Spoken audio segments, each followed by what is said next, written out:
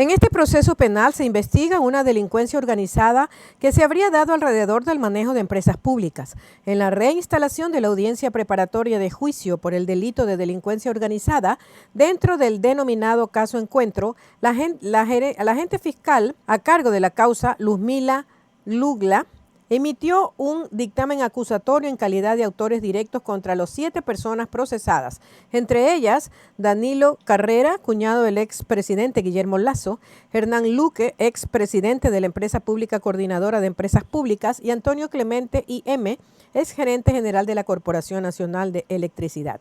La diligencia se instaló en su segunda jornada, el lunes 22 de julio, sin la presencia de Luque, quien mantiene un proceso de extradición en Argentina vigente, de Leonardo C., quien estaría en Panamá y mantiene una difusión roja de Interpol, y de Gabriel Naim, procesados en el caso Encuentro, que son vistos por la Fiscalía como prófugos de la justicia. El Pleno del organismo aprobó en una segunda sesión un estimado del Fondo de Promoción Electoral para los comicios nacionales de febrero. El segundo intento, el Consejo Nacional Electoral aprobó una proyección del Fondo Promocional Electoral para el financiamiento de la campaña política para las elecciones presidenciales de asambleístas y parlamentarios andinos del 9 de febrero del 2025, conocidas como elecciones generales. Con 3 votos a favor y una abstención, el Pleno del Consejo Nacional Electoral aprobó este 22 de julio del 24 un valor predeterminado del Fondo de Promoción Electoral para financiar los spots propagandísticos en medios de comunicación de los candidatos a los comicios generales del 2025. El valor total asciende a $13.760.259. Este número se divide de la siguiente manera: 11 millones para la primera vuelta, 842.000 en caso de haber segunda vuelta y 1.374.000 como incentivo a las alianzas electorales. En total, $13.760.000.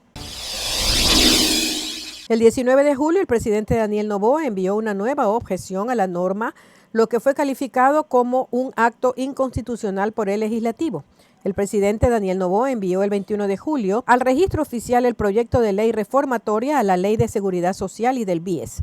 2 días antes había enviado una nueva objeción a la norma cuando esto no correspondía, porque el texto ya fue vetado parcialmente en abril y posteriormente analizado por la Corte Constitucional. La primera acción de Noboa fue calificada por la Asamblea Nacional presidida por Henry Kronfle como un acto inconstitucional porque lo correspondía era su publicación en el registro oficial.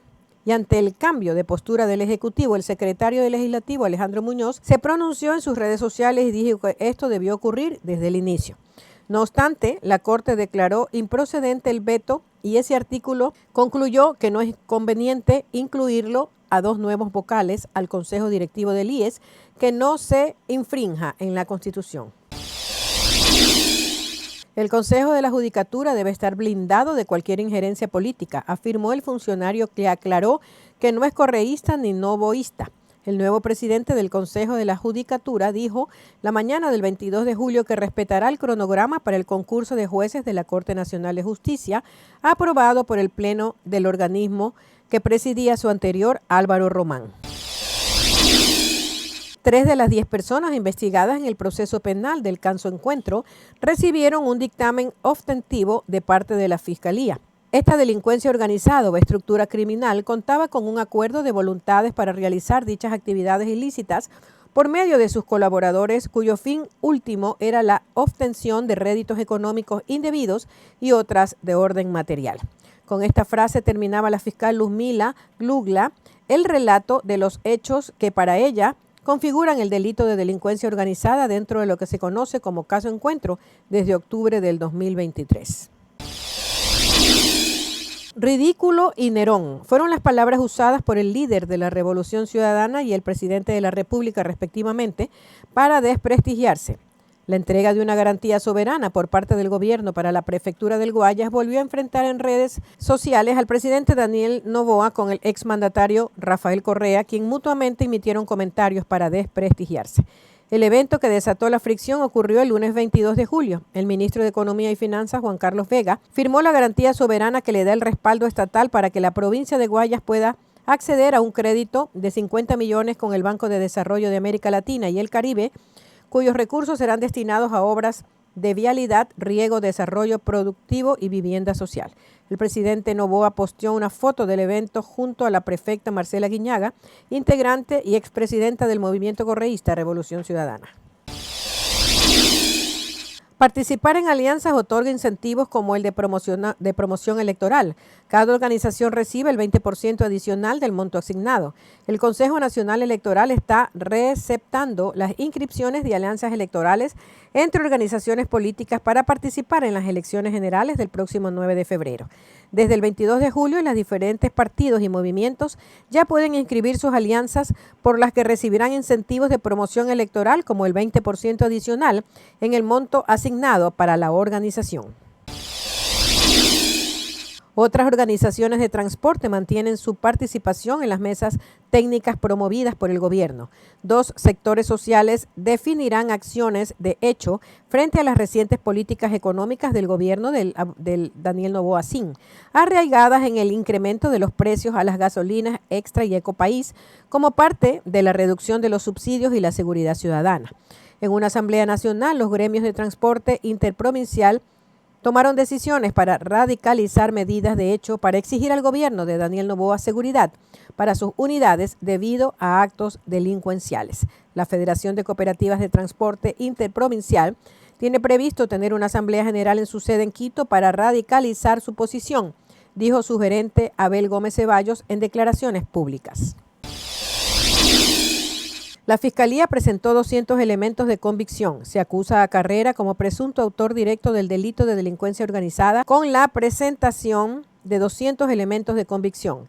La fiscal Luzmila Gludla sustentó su dictamen acusatorio contra 7 presuntos autores directos del delito de delincuencia organizada en el denominado caso Encuentro. Entre los acusados está el empresario Danilo Carrera, cuñado del expresidente de la República. La audiencia de evaluación y preparación a juicio se suspendió la tarde del lunes 22 de julio, luego de varias horas. El país bajó un puesto en el ranking de precios más bajos, pero sigue teniendo la tercera gasolina más barata de la región, tras Venezuela y Bolivia. El precio del galón de la gasolina Extra y Ecopaís llegó a 2,75 el 12 de julio del 2024, tras 3 ajustes realizados este año. El primero por el alza de impuesto al valor agregado y luego cuando el gobierno aplicó una reducción de subsidio que implica revisar el precio de cada mes. Así, en 4 meses, el precio ha subido un total de 35 centavos. Al pasar la tarifa del IVA del 12 al 15, desde el 1 de abril pasado, la gasolina regular, que estuvo congelada por años, en 2.40 subió 6 centavos y medio. El 28 de junio entró a regir un nuevo mecanismo de estabilización de precios de la gasolina con un alza inicial de 25,7 centavos y el galón pasó a 2,46 centavos. Y los 12 de cada mes se ajusta el precio de acuerdo al precio internacional del petróleo y así el galón de Extra tuvo un tercer incremento desde el 12 de julio y esta vez de 3 centavos. Actualmente está en 2,75.